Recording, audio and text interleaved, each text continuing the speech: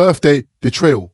My family's obsession reached a breaking point, and I got fake perfume. Now they're calling me. Growing up in a small town wasn't easy, but I never imagined my own family would become the source of so much pain. The dynamics were always complicated, a tangled web of favoritism and resentment that tightened with each passing year. I'm Molly, and this is the story of how I learned that sometimes the people who should love you most are the ones who inflict the deepest wounds. My father worked long hours at the local mine, his face etched with weariness, a silent, almost spectral presence in our home. He was quiet, a man of few words, lost in his own world. My mother, on the other hand, was a whirlwind of drama, perpetually glued to the couch. Linda, you won't believe what happened on the Real Housewives today. She'd shriek, completely ignoring the mountain of unwashed dishes in the sink or the empty refrigerator that desperately needed restocking. Then there was my younger brother, Riley, mom's precious golden child, the sun around which our family revolved. Even from my earliest memories, it was clear who held the position of favor. Mom, my shoes are falling apart. I remember telling her one day when I was 12, my voice barely a whisper of hope. Could we maybe get new ones this weekend? She barely looked up from her phone, her eyes transfixed on the screen. There's no money for shoes right now, Molly. Besides, but later that same week, I watched her return from the mall, her shopping bag overflowing with new clothes for Riley. Look what I got for my special boy, she cooed, her voice dripping with saccharine sweetness. Dinner was always a testament to her negligence. Microwave frozen dinners or greasy takeout containers scattered haphazardly across our kitchen table. There were no savings, no college funds, no aspiration beyond the immediate moment. The crushing reality of our financial situation slammed into me one night when I overheard my parents arguing. We can't keep living like this. The bills are piling up, my father exclaimed, his voice strained with desperation. My mother snapped back. What do you expect me to do about it? You're the one who should be making more money. That's when I made my decision. The day I turned 15, I walked into the cafe 3 blocks from our house and asked for a job. After my first week, my boss said to me, "Keep this up, Molly, you're a natural." For the first time in my life, I felt a flicker of pride, a small ember of self-worth. But even that small victory was tainted by my mother's dismissive reaction. A waitress, ugh, she scoffed when I told her about my new job. I suppose someone has to do it. Just don't let it interfere with taking care of your brother's needs. After graduating high school, I landed a full-time waitressing position at Giovanni's, one of the nicer restaurants in town. My 3 years of experience at the cafe made me an attractive hire, and the salary was significantly better than what I'd been making before. But that wasn't even the best part. Giovanni's was a high-end Italian restaurant filled with the aroma of premium steaks and freshly baked bread. The first time I brought home a container of fettuccine alfredo and garlic bread, my family's eyes lit up like it was Christmas morning. I actually dared to think this might finally be something that would earn me their appreciation. How wrong I was. It quickly became a pattern. I'd bring home these beautiful meals, carefully packed and still warm, only to have Mom and Riley descend upon them like vultures. One evening after a particularly long shift, by the time I finished changing out of my work clothes, the container was practically empty. "Hey," I protested, my voice laced with frustration. "I was going to eat that. Couldn't you have at least saved me some?" Mom snapped up from her phone, her face twisted with indignation. "Molly, how dare you be so selfish? You should be ashamed of yourself." Stan, I could only choke out, "Selfish. I'm the one bringing this food home. You get to eat this fancy food all day at work." She snapped back. "Your brother only gets to enjoy it once a day. You should be grateful we're not asking you to bring home more." I stood there, fighting back tears of frustration. "I don't eat at work. Mom, I'm too busy serving other people." "Well, that's your choice. Nobody's stopping you from eating there," she retorted, her voice dripping with venom. The worst part wasn't even the hunger. It was the constant, knowing feeling that I would always be worth less than my brother, no matter what I contributed to the family. And then Riley finally graduated high school. I remember sitting at his graduation ceremony, watching him receive his diploma, thinking that maybe, just maybe, things would change now. Maybe he'd finally start contributing to the household like I had been doing since I was 15. But when I tentatively asked, "Have you started looking for jobs yet?" he barely glanced away from his video game. "I'm taking a gap year," he announced, his voice dripping with entitlement. "Need some time to figure out what I want to do with my life." I couldn't hide the disbelief in my voice. "But we can barely make ends meet as it is.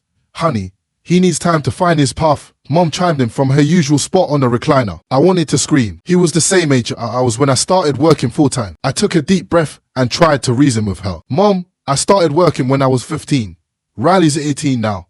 That was different." Mom waved her hand dismissively. "Riley needs to focus on his future." And so began Riley's gap year. Every day I'd leave for my morning shift at the restaurant, and when I returned in the evening, the house would be just as messy as I'd left it. The dishes would pile up in the sink, the trash would overflow, and heaven forbid anyone asked him to help with the laundry. I couldn't take it anymore. Why doesn't he have to work? I confronted my parents one evening during dinner. Everyone else his age has a job. Stop attacking your brother. You don't understand how hard it is for him. The job market is terrible right now. Mom hissed, her eyes flashing with anger. I tried a different approach. I could put in a good word for him at Giovanni's. It's a decent starting salary, plus tips. Riley chose that moment to emerge from his cave, presumably for his evening beer run with friends. A delivery driver. He scoffed, grabbing his keys from the counter. I didn't get straight A's to become some delivery boy. I know my worth. And what exactly do you think you're worth right now? I muttered under my breath. He paused at the door, his eyes narrowed. Unlike some people, when I get a job, it'll be something worthy of my abilities, something with a future. Not everyone wants to be a waitress their whole life. The way he said waitress, it was dripping with disdain. It was Riley's 19th birthday when I finally understood just how deep my family's favoritism ran. That morning, I was getting ready for work when I heard excited voices from outside. Curious, I looked out my window to see my parents presenting Riley with a car. Yes, a car. It wasn't a used Honda Civic with some scratches and dents, but it was a car nonetheless. I stood there, my heart clenching in my chest, thinking about the bus I'd be catching in 30 minutes. Do you like it, sweetie?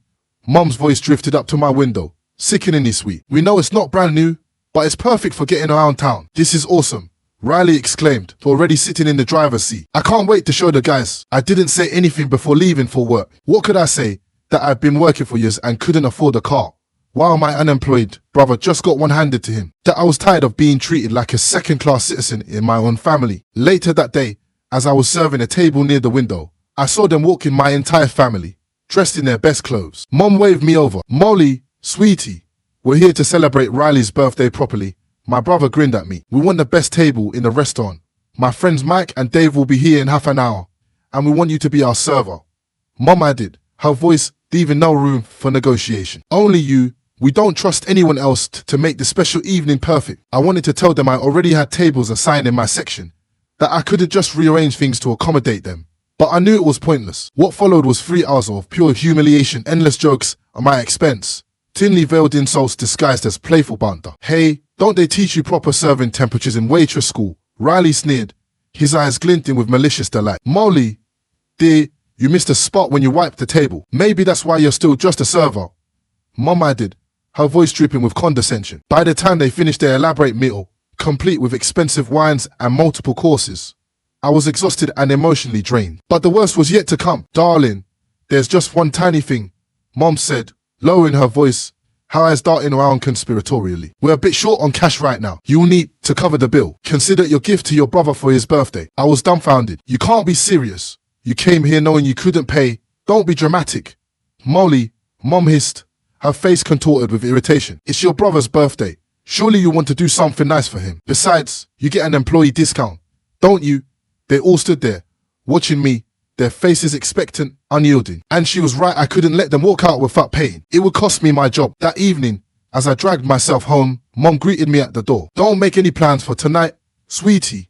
We have a special surprise waiting for you when you get home. For the first time in years, a spark of hope flickered within me. Maybe they'd finally show me the same kind of appreciation they showed Riley. I spent my entire shift daydreaming about what might be waiting for me, maybe a nice family dinner, or perhaps even a heartfelt gift. I practically rushed home after my shift ended, my heart beating faster as I opened the front door. But what I saw stopped me dead in my tracks. They were all still dressed to the nines. Happy birthday, Mom exclaimed, her voice shrill. Riley tossed a small package at me. Here's your gift, sis.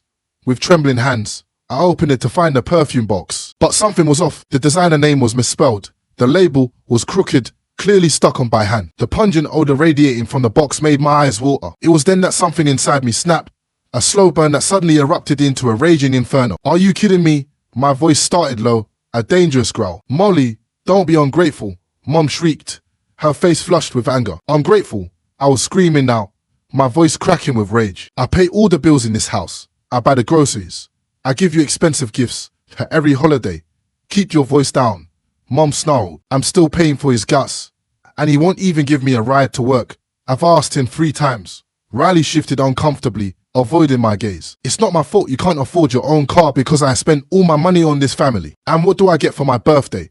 Fake perfume that smells like paint thinner, while you're all dressed in clothes that cost more than I make into weeks. You're being hysterical. This is no way to act on your birthday, Mom shrieked, her voice piercing. Hysterical. You want to see hysterical? I snatched up the perfume bottle and held it against the wall, the cheap glass shattering into a million pieces. This isn't even real. You couldn't even be bothered to get me something that wasn't a cheap knockoff. That's enough, Dad bellowed, finally finding his voice. If you're going to act like this, you can just go to your room and stay there. Go celebrate alone until you can behave properly and show some gratitude. I turned and walked to my room without another word. This time, I wasn't going to cry. This time, I was going to plan. Because at that moment, I knew with absolute certainty that I needed to get out of this house to escape the suffocating grip of my toxic family. Just a week after my disastrous birthday, Mr. Romano, the owner of Giovanni's, called me into his office. I was nervous at first, unsure what to expect. "Molly, please, sit down," he said, gesturing towards a chair. "I've been watching your work here for a long time. You're professional, hardworking, and our customers love you. How would you feel about becoming our new receptionist? A position comes with a significant pay raise, of course. What do you say?" I nearly cried right there in his office. "Yes," I exclaimed, my voice choked with emotion. During my break, I started searching for apartments. With my new salary, I could finally afford to live on my own. It felt like the universe was finally giving me a chance to escape. By some miracle, I found a small one-bedroom apartment just 3 blocks from the restaurant. It wasn't fancy, just a basic kitchen and living room, but it was clean, safe, and most importantly, mine. The landlord took one look at my proof of employment from Giovanni's and approved me on the spot. "You seem like a responsible young lady," she said as I signed the lease. "When would you like to move in?" "Tomorrow, if possible," I replied, my voice trembling with anticipation. That evening at dinner, as we ate our usual microwave meals, I decided to drop my bomb. "I'm moving out tomorrow," I said, my voice calm but firm. "I found an apartment near work." Mom's face turned an alarming shade of red. "How dare you? How are we supposed to pay our bills? Have you even thought about that? You're being completely selfish." I took a deep breath. Dad has a job, and Riley's perfectly capable of working. Maybe it's time he started contributing. "I have devoted my entire life to your children." Mom was in full meltdown mode now, tears streaming down her face. "And this is how you repay me? By abandoning your family when we need you most?" Riley just sat there, shoveling food in his mouth and watching the show like it was another one of his video games. "I've heard enough," I said, my voice rising. "I'm leaving tomorrow, and that's final. You ungrateful little." Mom's voice followed me up the stairs, laced with venom and resentment. Packing was surprisingly easy. I didn't have much, some clothes, a few books. My whole life fit into 4 boxes and 2 duffel bags. When the taxi arrived the next morning, I didn't say goodbye. I just walked out the front door to the sound of Mom's continued screaming about family loyalty and ungrateful children. And for the first time in years, I felt like I could breathe. The first month in my new apartment was pure bliss. No drama, no demands, just peace and quiet. I could cook what I wanted, watch what I wanted, and most importantly, spend my money how I wanted. Then came the inevitable phone call. "Molly," Mom's voice was sharp, even through the phone. "The utility bills are due." I took a deep breath. "Mom, I don't live there anymore. I'm not responsible for those bills. We were counting on that money. You have an obligation to help your family." "No, Mom, I don't. Riley's had a whole month to find a job. He can help now. Your brother can't find work right now, and he needs money. He crashed a car last week and needs repairs. He can't work without a car." I almost laughed at the irony. "So, he crashed the car you bought with my money, and now you want more of my money to fix it?" Not happening. This isn't my problem anymore. The next 6 months were transformative. Without having to support my entire family, I was finally able to save money. I bought myself a used Toyota, nothing fancy, but it was paid for with my own money. No strings attached. No obligations. I felt like I could finally truly breathe. Then, one evening, there was a knock at my door. I opened it to find my parents standing there, their faces etched with worry. "We need to talk." Dad followed, his voice strained. "We need money, Molly. Your father is about to be laid off. You have to help us." "No," I said firmly. "I don't have to do anything. We're your family." Mom's voice was rising, her face turning red. "You can't just abandon us." "I'm not abandoning anyone. I'm just not enabling you anymore." Dad finally spoke up. "I might not have a job by next month." "Then Riley needs to step up," I replied. "He's had plenty of time to find work." Mom's face twisted into something ugly. "If that's how you want to play it, then you'll have problems too." Her voice was full of threat. The very next morning, I woke to a frantic banging on my door. "Molly, your car. Someone set it on fire." I ran outside in my pajamas to find my Toyota reduced to a smoking shell in the parking lot. My legs nearly gave out beneath me. But then, my landlord appeared. "I have cameras," she said quickly. "The police are on their way. We caught everything on video." The footage was crystal clear. It was Riley lighting a match and tossing it into my car. I hadn't even thought to look for him. He just did his work quickly and walked away as my car went up in flames. The police arrested him within hours. My phone started ringing almost immediately. "He's your brother. You can't let them take him to jail." Mom shrieked into the phone. "Actually," I replied, my voice cold and unwavering, "I can. But I'll make you a deal. Reimburse me for the car, and I'll consider dropping the charges." "We don't have that kind of money. You know that," Mom wailed. "Then Riley can face the consequences of his actions for once in his life. You heartless little." I hung up before she could finish. The trial was swift. The evidence was undeniable. Despite my parents' desperate pleas to sweep it under the rug, Riley was convicted. He got 3 years and was ordered to pay restitution equal to the value of my car. My parents eventually took out a loan to pay me back, but it was too late. Riley had already been sent to prison. He served 1.5 years before getting out on good behavior. They tell me my parents still live in the same house, struggling more than ever. Dad's health is failing, and Mom spends her days lamenting about her poor boy whose life was ruined by his sister. Riley, unsurprisingly, still doesn't have a job. Turns out, having an arson conviction makes it even harder to find the prestigious position he always thought he deserved. Sometimes, I wonder if I could have done things differently. Would you give a second chance to someone who tried to destroy everything you work for? The truth is, my family made their choices. Years and years of choices.